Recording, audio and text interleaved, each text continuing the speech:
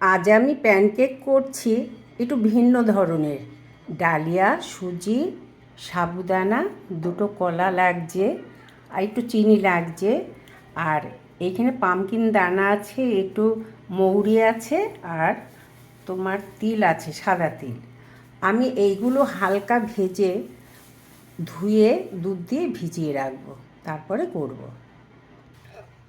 Pumpkin দানাটা দিয়ে দিলাম,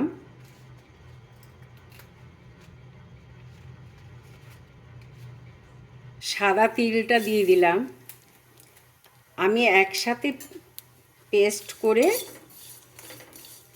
দুধে ভিজিয়ে রাখবো, তারপরে করব।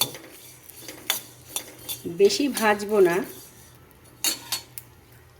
মৌরিটা দিয়ে দিলাম,